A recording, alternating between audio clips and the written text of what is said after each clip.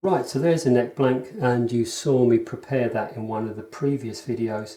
So what I'm going to do is I'm going to route 2 slots, the entire length of this, out through the head there, and that's going to take 2 lengths of carbon fibre.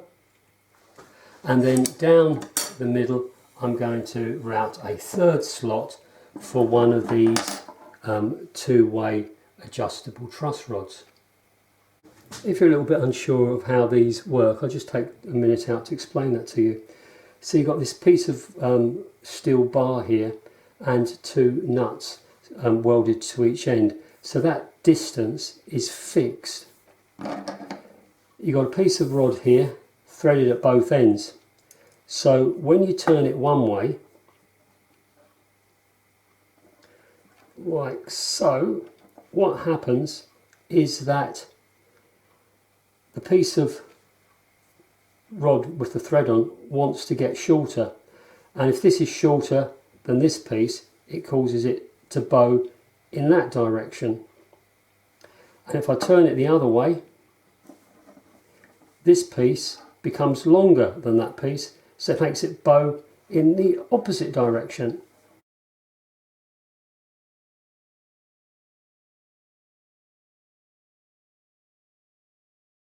So I've routed my 3 slots, and what you'll notice is that the carbon fibre converges. If you remember on one of the previous videos, on the original Guyatone, the metal stiffeners converged, so I thought it appropriate to try to do that on mine.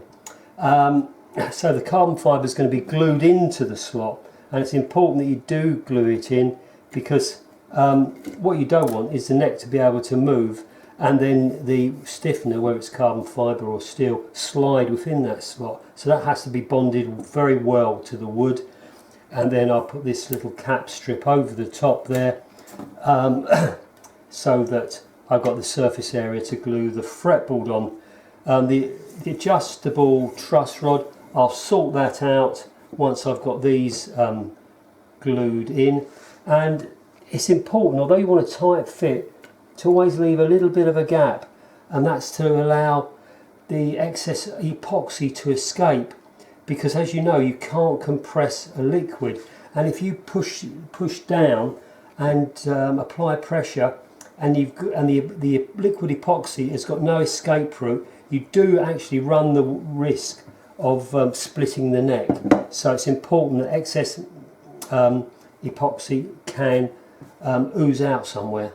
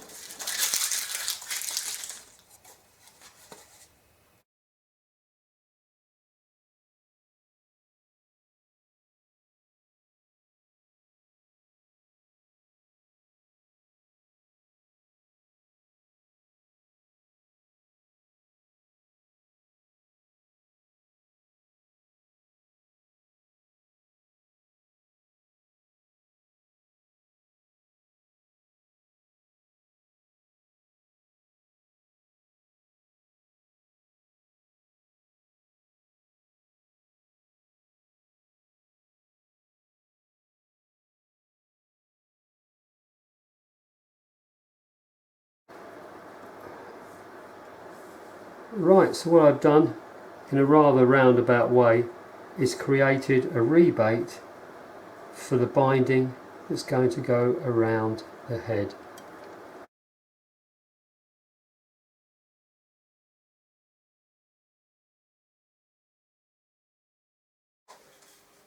So one of the things that people like to ask about making instruments, doing this kind of work, is what's the hardest part of it? And to be honest, I think the hardest part of it all is doing something that you've not done before, i.e.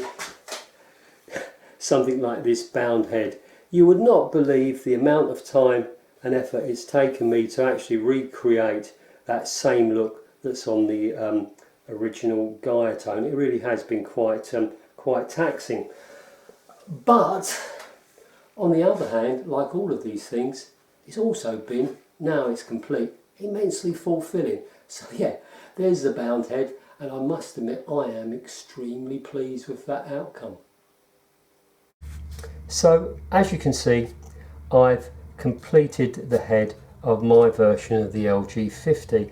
I've made a couple of slight changes to the design, which I hope Mr. Matsuki would approve of. Firstly, I've moved the position of the tuners slightly. I've brought them over in this direction so that the strings run off the nut in a straight line. On the original one, they come off at an angle, and what tends to happen is as the strings want to pull straight, it puts force on the nut and the nut moves in this direction. So what I will do is I will glue this one down once the restoration is completed, but I wanted to avoid that tension on mine, so hence moving the tuners. And of course the other thing is it's going to have an adjustable truss rod, and therefore the truss rod cover needs to be bigger to obscure the opening for the adjustment. But hopefully you can see that what I've tried to do is keep the shape of that truss rod cover in keeping with the original one. Of course it isn't a truss rod cover because there isn't a truss rod in there. But when I've been looking at the design of a lot of these early electric guitars, Japanese and also some of the British ones, which clearly were influenced by the Japanese design, they have stiffeners in the neck rather than the adjustable truss rod. They have these fake truss rod covers, but one of the things that they do is they help hold that nut in place. They stop it from moving in this direction. So it does have, I think, a minor function to it.